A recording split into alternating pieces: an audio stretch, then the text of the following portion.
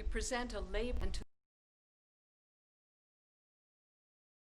for the love of the work itself, done without any assurance that the work will be rewarded, and done with all the intensity that drives us, intensity that is never easily welcomed by those around us.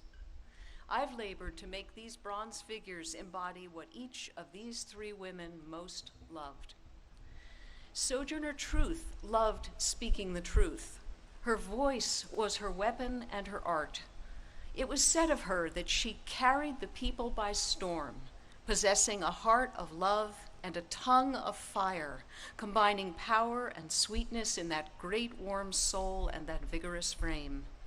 Here, among this collection of statues, she will be, as Nell Irvin Painter called her, the electrifying black presence in the white crowd. Susan B. Anthony loved to organize, strategize, and win. Stanton compared her to a Doric column. So simply, so grandly she stands, supporting her one vast idea, the enfranchisement of women.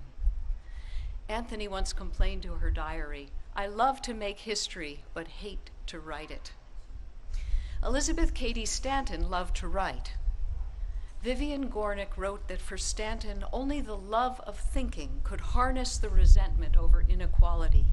It gave her the energy to care for 5, 6, 7 children during the day and sit down at midnight at the kitchen table to write a 2-hour speech that demanded to know what it means to be a human being. These three women loved freedom and wanted it for themselves. They led a revolution against the definition of woman that denied them the liberty to fulfill themselves. They made common cause to fight for the abolition of slavery and the right to vote. Look,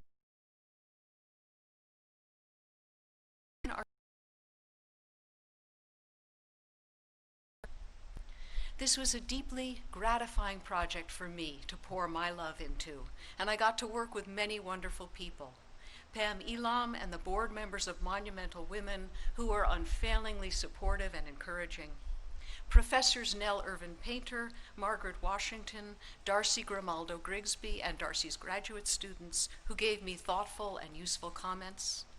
My skilled and talented assistants, Patrick Piggott, Emily Bedard, and Kate Herslin. The artisans at Digital Atelier, Sculpture House Casting, John Stevens Shop, Granite Importers, Ottavino Stoneworks, and the UAP Talix Foundry.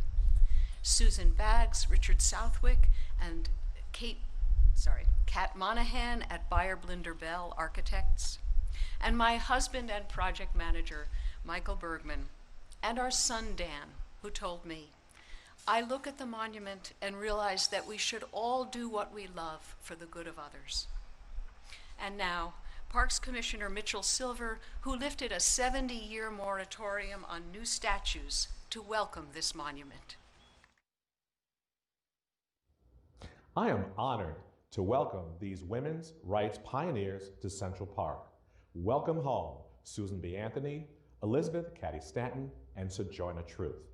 With this work, we pay tribute to the monumental accomplishments of these brave and dynamic women who fought for equal rights. Their work still impacts us 100 years later.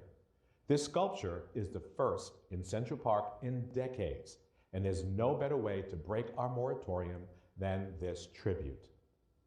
As the first monument in Central Park depicting real women, it highlights the importance of equity in our parks and beyond.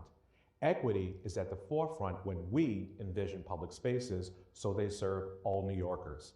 This work embodies our present values and affirms what can be accomplished with collaboration and resolve. 1 century after the 19th Amendment was ratified, it is clear we still have a lot of work to do to ensure that all voices are heard. These women fought for what they believed in and held on to hope despite challenges. Like them, in a time of crisis, we hold on to hope and unveil this statue in an election year when we can see the nation's first women vice president. Parks and public spaces and those we honor in them are fundamental to the practice of democracy. In the most democratic of parks, this statue of Susan B. Anthony, Elizabeth Cady Stanton, and Sojourner Truth reinforces the principles of democracy for generations to come. We're happy to have been part of this journey from the beginning, and thanks to monumental women, Borough President.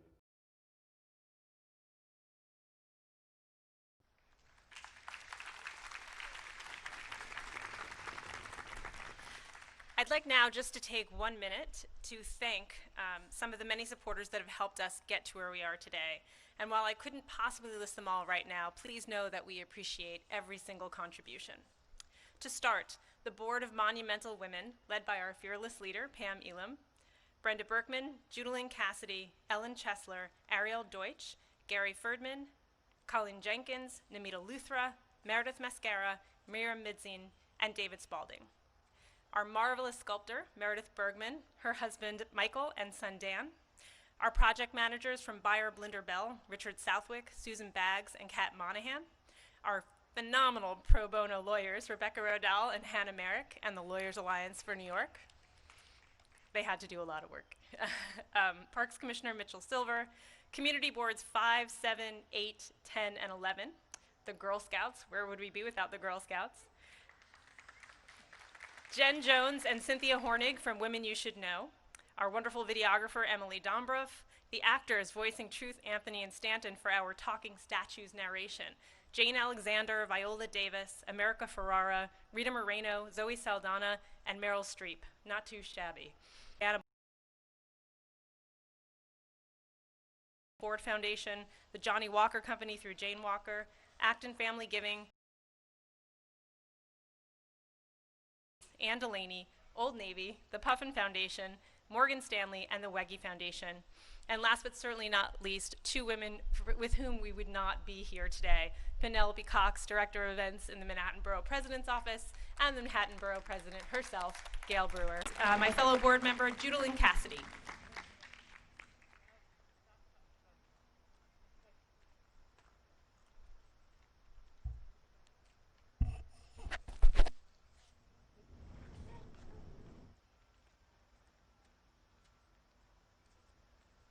I warned you we were going to have to flex a little bit.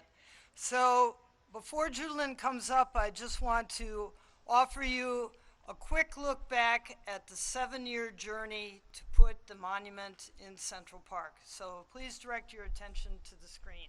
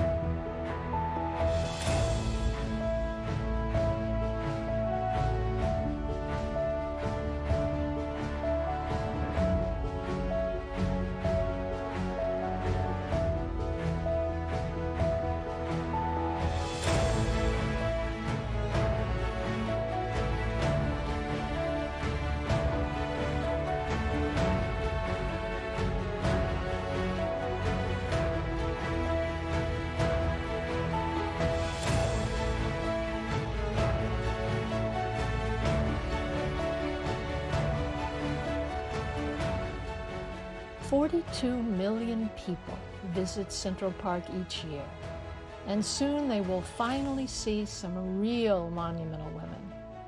It is fitting that the first statue of real women depicts 3 New York women who dedicated their lives to fighting for women's rights. This monument conveys the power of women working together to bring about revolutionary change in our society. It invites people to reflect not just on these great women and their work for equality and justice, but on all the monumental women who came before us. It's an instant history lesson. It challenges us to continue the fight for full equality for women in our lifetimes. Our Women's Rights Pioneers Monument will make a lasting statement to all future visitors in Central Park. A message written in stone and shaped in bronze that we all can and must move history forward. Woohoo! Good morning, everyone. My name is Judlyn Cassidy, and I'm a proud board member of Monumental Women. The next segment you will hear in our program includes statements from descendants of Monumental Women, Elizabeth Cady Stanton, Susan B. Anthony, and Sojourner Truth.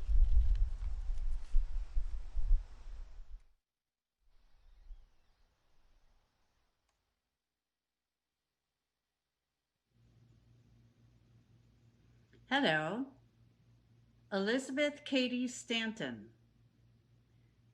is my great-great-grandmother. My name is Colleen Jenkins, and we're here to celebrate the 19th Amendment of the U.S. Constitution. What is the key sentence? Let me read you the key sentence.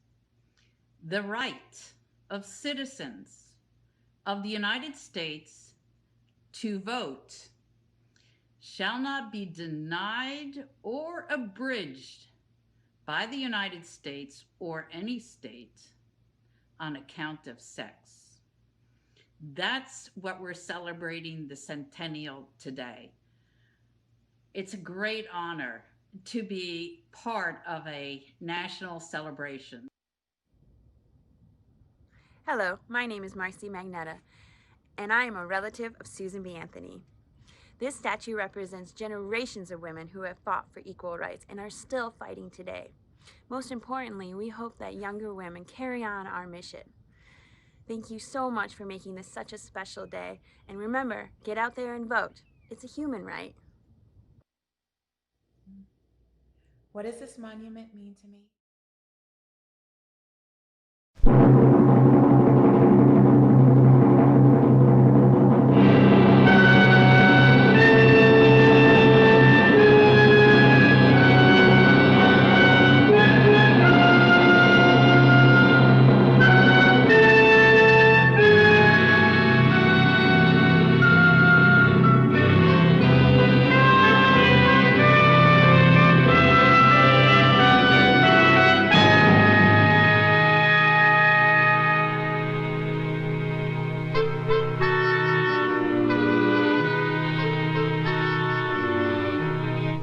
Where do you begin? Where do you look? Like an ancient battlefield, the ground is silent, though people still move in familiar places. Now on this field, Negro and white run together, remembering not how it was in Little Rock, Arkansas in 1957. Perhaps it is best for those today to look where they are going and not where they have been.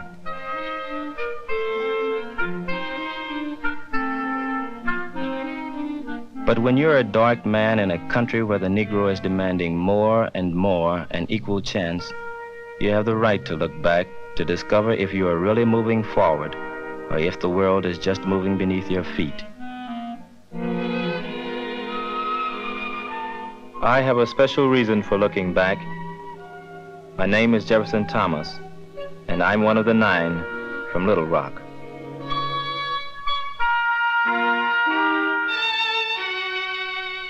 There is nothing strange in seeing 9 American children walking to school on a September morning. But this was a special morning in a special part of America, a place where Negro children had never gone to school with whites before.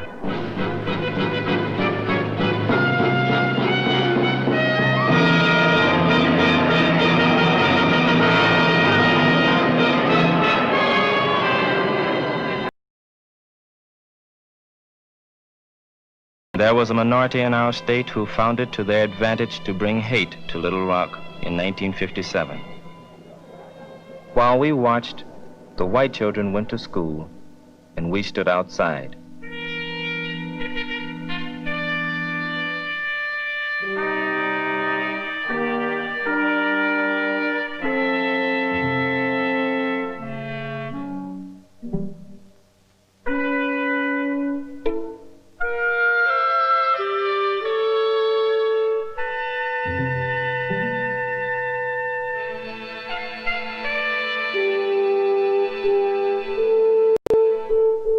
had been taught in school that we were a nation under law, and the law said segregation was wrong.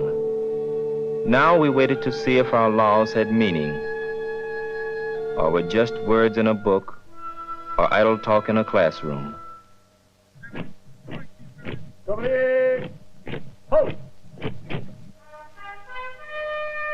On September 27, 1957, President Eisenhower sent 1,000 men of the United States Army to carry out the law. The Supreme Court of the United States had said, "The entire strength of the nation may be used to enforce, in any part of the land, the security of all rights." And that included my rights and the rights of 8 other Negro Americans who wanted to go to Central High School in Little Rock, Arkansas. We were Terrence Roberts, Thelma Mothershed, Elizabeth Eckford, Ernest Green, Carlotta Walls, Melba Patillo, Minnie Jean Brown, and Gloria Ray. And we were going to school again.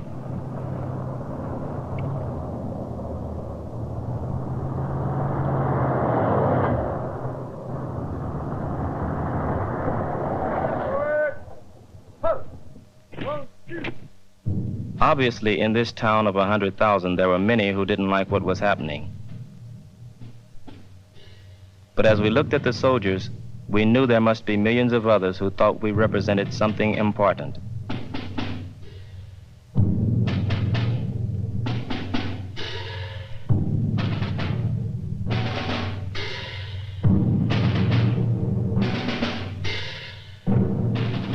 When the doors closed behind us that day, it was both an end and a beginning.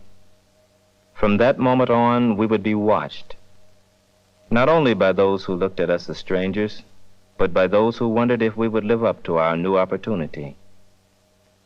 I remember standing there wondering how history would judge us.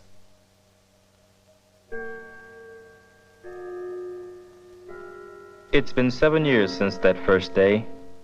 What has happened? Where have we gone? What have we done? I was the oldest of the 9, and perhaps the least serious. I came here to Southern Illinois University after graduation. At first, I thought I wanted to be a nurse, but I was too outgoing for that. Now I know I want to work in a newspaper, to be a journalist, and to write. More than anything else in the world, I want to write. This year, I took a job in the university newspaper. I work as a reporter, 20 hours a week after classes. There's no substitute for writing under pressure, to have to get the story out and to make it good. I remember the reporters who came from all over the world to cover the story of Little Rock. To be able to take a story like that and to put it into words is something I've always wanted to be able to do. Someday, I'm going to write a book about what happened in Little Rock. But first, I've got to learn more about writing and about the world. And you can do that best in school. Teachers like Professor Simon have helped me to grow up. He's a man who makes you want to go to school forever. But I'm going to work after I graduate. I've applied to 2 newspapers, and one has already offered me a job.